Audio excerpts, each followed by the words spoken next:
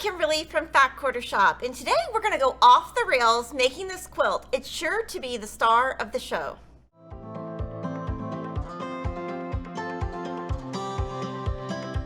You can purchase the Jelly Roll Rail Star Quilt at Fat Quarter Shop. A link is in the description box. The fabric you need to make the quilt is 1 jelly roll, 3 7/8 yards background, 7/8 yard binding, and then 2.5 yards of 108 fabric or 7.5 yards of 44-inch wide.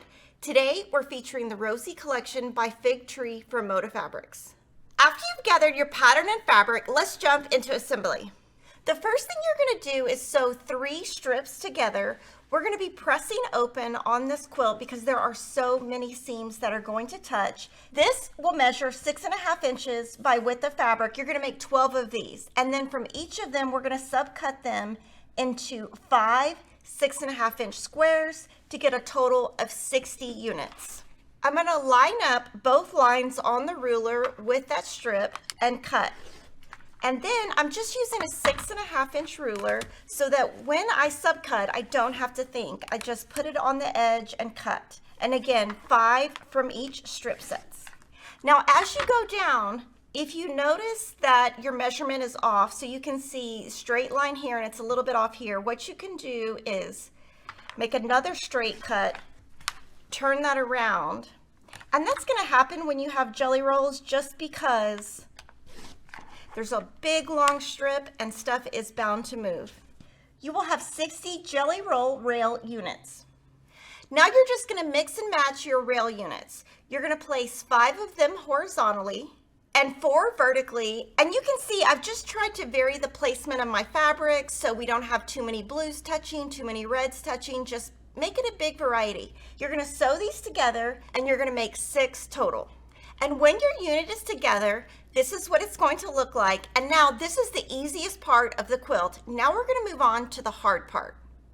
Now you're going to take your fabric A square, put it right sides together, and this one we're not going to be trimming down, so we want to make sure we're nice and accurate. So before I do anything, I'm going to pin on all sides and just get it as close as I can to the edge. Okay, and then now what I'm going to do is I want to draw a line diagonally. So I'm going to do that and just move your ruler from corner to corner. And then from there, I'm going to draw a line 1/4 inch away from that center line on both sides.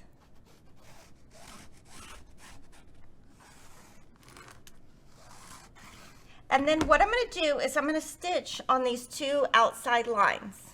Remove the pins, cut on that center line, and I did use a friction pin. It will disappear with heat later. You can use your favorite marking tool. Now you will have 12 of these. I'm going to show you how to iron this. Now what I'm going to do is set the seam, and I'm just going to press my iron flat across the seam. And then I'm going to press toward the background, but first I'm going to finger press this all the way down. It just makes it easier. And put this iron right on the edge of that seam.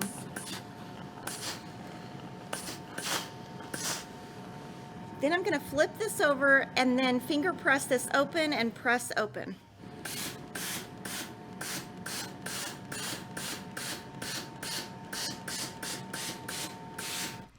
You're going to cut your dog ears off. You will have 12 of these, and now we're ready to piece our quilt together.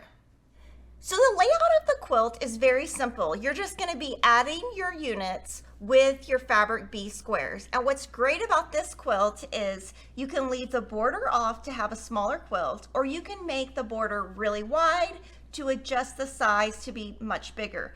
This size right here is 79 inches square. We did a blue gingham for our binding and a beautiful white floral on the backing.